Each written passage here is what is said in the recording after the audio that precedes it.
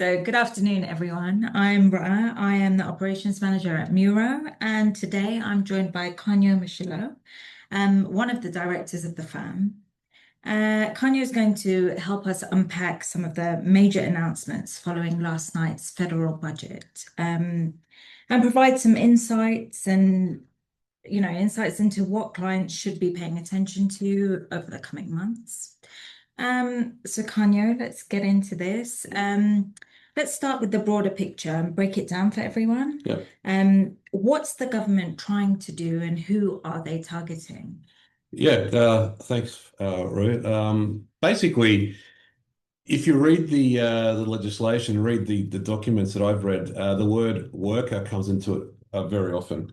So what the government's trying to do is to even the playing field, I guess, in terms of the taxation of an employer or a worker in their and how they say it, as opposed to a business owner. So they believe that there's a big gap between how business people are taxed or how they can avoid tax, and how a worker potentially pays tax. So that's really what it is, and let's face it, it is a revenue hike. They need the revenue, so it's a tax regime that they're looking at.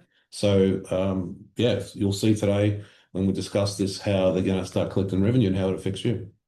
So you mentioned tax a lot there. So let's briefly turn our focus to tax. And I read that there are a number of measures that are targeting tax cuts and business tax. Yeah. So can you shed some light? Yeah, absolutely. So let's look at some of the, I guess, the good things. And again, not that they're going to affect pretty much all of us, but again, going back to how it's worded, it's all about the worker. For example, the first one that they're bringing in is something that's called the $250 working Australian tax offset. So working Australian, which means that you must be working to pick up the tax offset. So people who are in business who might not be paying themselves a wage won't get that offset.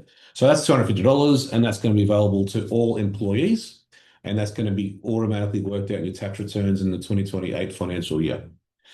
So that's a small measure, It's like, I think it's like $5 a week or something. Someone said, which is very, very small. The other one that we need to probably look at is the instant tax deduction, $1,000, which is again going to be implemented through the tax system, and that's going to be only available to workers. So when you do your tax return, you've got all those different deductions from D1 down to D5, which are your work-related deductions. So what it does is that essentially, instead of having to work out your own deductions, whether it's mobile phone, home office, the ATO is going to give you $1,000 worth of deductions for nothing. And you can obviously claim that amount without any receipts, or you can claim more than that if you've got receipts. So that's $1,000 that's going to help people on the tax returns, again, only for workers. The next one is as a general tax cut. It's going to be that they've talked about cuts, and remember, the fact that somebody's getting a cut in their marginal rates means it's a tax cut.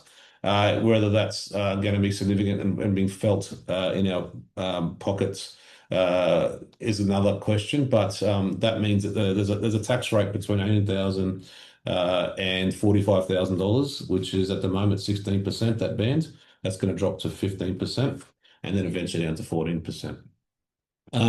What I do like, and again, it's something that's been brought in since around COVID time, small businesses, so that's businesses that turn over under $10 million a year, they'll be allowed to claim the $20,000 of instant asset write-off. So that means you have to buy an asset that's after GST, $20,000 or lower.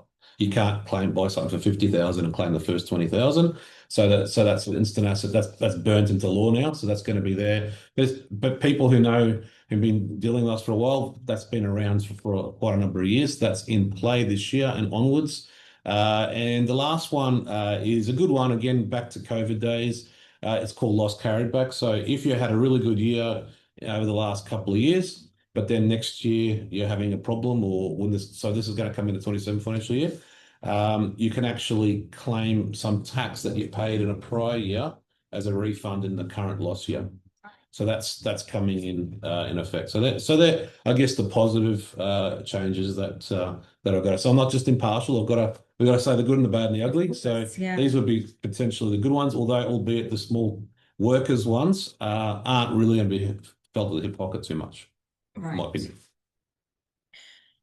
Okay, so let's zone on the more controversial budget changes. Yep. So CGT, negative gearing, and trusts.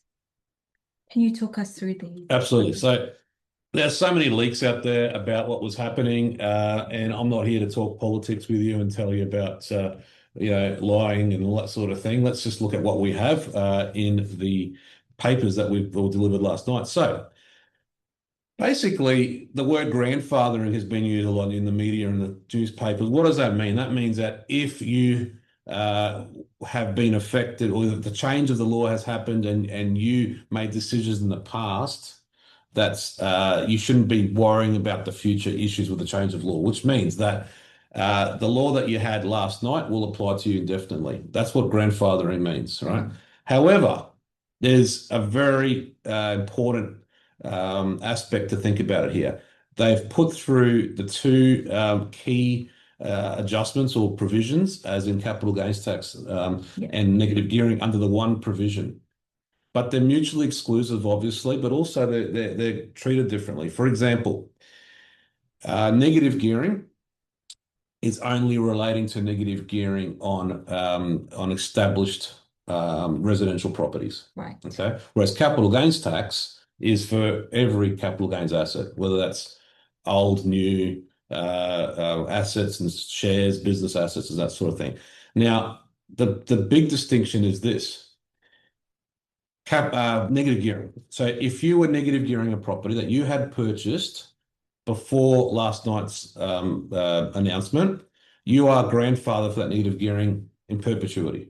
So until they make any other adjustments, you're in the game. You get to play that game forever. Nothing changes with how you are taxed from a negative gearing point of view. That's for any residential property that you've had before the announcement. So nothing changes for you.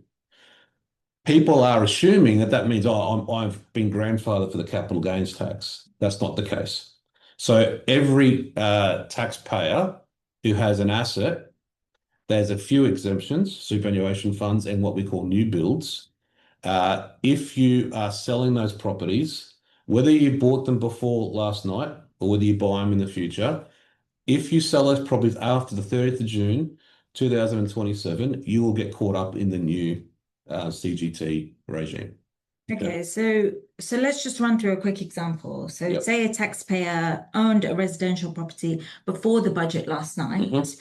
and it was negatively geared. Yes. So if they sell it in the future, Yep. how will negative gearing and how will the Yep. CGT rules change? Okay, great question. So the person or taxpayer, remember it's going to be individuals, trusts and partnerships that gets caught. So super funds and companies don't get caught. But if you had it before the announcement and you were negatively geared that property, that's fine. Keep negative gearing that. Okay, It doesn't matter how long you own that property. All okay, right, so that's a good thing. The CGT aspect, capital gains aspect, is different. So let's say, for example, you bought it 5 years ago and you're selling it in, let's say, 2030. Well, then up to the 30th of June 2027, you can elect or you'll be using the old rules, which is the 50% discount. So you'll be paying tax on a discounted amount up to 30 June 2027. The gain that happens after 30th June 2027 will be taxed on the new regime, which is indexation.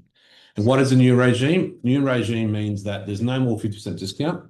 Because what I just said to you then, Roa, is the transitional. But typically, if you buy an asset after 30th of June 2027, and it's a residential property or a share, then there's no more 50% discount on the capital gain.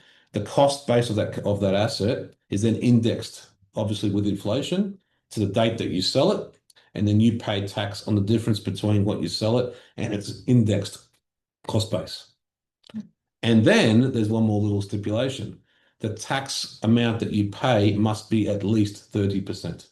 right. Okay, so that's the particular case. Now, if we go back to the question you asked me before, what happens when you've owned an asset, last week and sell it in 2030? Well, there's two rules there. There's the old 50% discount and the new indexation. So that's going to mean that we will have to value our assets on the 30th of June 2027. There's a lot of work There's a lot. involved, So isn't there? therefore, at the end of the day, is it grandfathered? CGT isn't really grandfathered. People think it is, but it's not. There's some carve-outs which we can discuss later on as well. Okay. Well, I mean, that's a lot of information, Yeah, and I'm sure it's a lot of information for our clients as well. that's right. So we will be sending out a guide which has Yeah, kind of a breakdown of the yeah, information. And we will continue yeah. sending out more information. And as you know, Roy, today I've written a bit of a cheat sheet or a ready reckoner, if you want to call it, where you can go through and say, okay, I bought a property or bought a share portfolio here, and here, and how will it affect me going forward? So that will come out to you as well once I've finalised it. I guess the other thing, Roy, to really add to that is new builds. There's going to be a lot of speculation on new builds. Well, yeah, that's coming to my Yeah. next question. So how do new builds and commercial properties get treated? So this is stemming from the fact that the government wants or thinks that there is a housing shortage, there's no doubt about that, but it believes that we need to increase supply. So we've got to get off the idea of knockdown rebuild. A rebuild under their definition, or a new build, sorry, under their definition, is that a dwelling has been converted to multiple dwellings. Right. So if you're lucky to have a piece of land sitting around like you do, and you decided to build a dwelling, one house on it, then that would mean that you're a new build. Right. Okay. If you had a older house and you demolished it and built a duplex or a set of townhouses, you are increasing the supply, aren't you? There's more dwellings, therefore it's called a new build. Now, why does that have any relevance today? Well, the relevance is that if it's a residential and it's a new build, then all bets are off. You get the full negative gearing in perpetuity, and irregardless of when you buy it, today, tomorrow, whenever, and you get the CGT discount in perpetuity. So you get a choice, actually.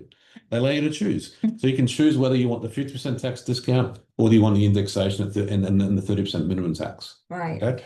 So that's why that's very important. So that's going to really start making people think about, okay, should I buy new things and what is a definition? So it's very important that we don't go out and build a granny flat because that doesn't necessarily apply. Extensive renovations won't apply. So there's a lot of carve-outs, but that's not for this particular day to talk about that, but just to keep that in mind. Oh, so there's a lot to digest. But often the most important part of the budget is just not what was announced last year, is it? Last night, That's right. was it? So Yeah. it's what the government's action is for the next 12 months. So before we wrap up, do you have any further things Yeah, to add to I that? think there's just a couple of nuances that we probably need to talk about. And I deliberately didn't talk about the tax on trusts, Right. which I think will be a topic of another video. But just in general, it is I believe probably the biggest change out of all of them, to be quite honest, because we do use a lot of trusts, and the majority of people on the end of this video will be running businesses and will have a trust somewhere involved. So that's an issue. So what does that really mean? Is that at the moment in your discretionary trust, family trust, we make profit. We don't necessarily pay ourselves a wage, and we just distribute profit to mum, dad, kids, mum, auntie, uncle, grandparents. So the tax office doesn't like that, never has, and it's on record in saying that, and it's all through these papers that's saying that. So what basically is going to happen is that irregardless of who receives the distribution, the trustee of that trust will have to pay 30% tax on that distribution up front to the tax office. And that's going to be the minimum tax that's going to be on that distribution. Therefore, the recipient, so I'll give a quick example if you like. If I was distributing, say, $20,000 to my son who's, say 18 years old, who's not working, and I distribute that money to him, and that's all of his earnings for the year, tax is going to be zero. He will then receive a $6,000 credit because the trustee has paid 30% tax on that 20,000. Normally, you would think that my son does his tax return, pays zero tax, tax, and receives a refund of the $6,000 that has been paid on his behalf. Right. No, it's not going to happen that way. The tax must be minimum, so the non-refundable credits. Right. So again, that's there to stop that. And then bucket companies are a different issue. So bucket companies are, I'm going to say it right now, right here, right now, bucket companies are dead. Okay. Watch this space. And remember, trusts, and I probably should be more specific with dates there. This is not really going to apply until the 2020, 2027, 28 tax return, I believe. Or could be the 2028 and 2029, but it's a few years down the track. So we do not really have a specific discussion of how that's going to happen. What are going to be the collection methods? Are we going to be paying PAYG installments in the trust itself? So watch this space. There'll be an election before then. There'll be a lot of debate on it. However, yes, it's in our trajectory. We're going to be looking at it, but it is going to be a major overhaul of how we look at how structuring. And then the ATO, the same, giveth the one hand, taketh the other one. They're saying that that's okay, guys. We are going to allow you to restructure to our preferred structure company, and so therefore we can do that. Now, whether that's right for you, come and talk to us, and we'll look at your particular case, in concert with these provisions. I guess the message is that we're kind of urging everyone not to make any rush decisions. Is that right? That's right. So in essence, there's no need to sell your house, buy a property before 30 June. The negative gearing CGT things do not start until the 1st of July 2027. Okay. So negative gearing isn't dead until then. Everything stays the same. So there's no real rush to go out in there and do anything different. Please come and talk to us before you make the decisions. Speak at the water cooler at work, or having a listen to commentators out there. Just come and speak to us about your specific circumstances is probably my best advice with that. Yeah, absolutely. I mean, like I said, we are sending the guide around. Our contact details are on there. If you need to speak to anyone specific, whether it's Kanya or myself, we'll try and help you, and Michele, of course, as well. And yeah, I guess stay informed. And we will come to you with another update soon enough. Yes, and please feel free to share this. This is about helping other people to really make sure that they're doing the right thing. So if you have anyone else out there who needs to see this, please feel free to share it. Even all the guides that we send through, I'm happy to share that with whoever you feel will need it. I'm happy to help with your questions specifically. And then until we chat again, we'll sign off. Yeah, So thank you very much. you.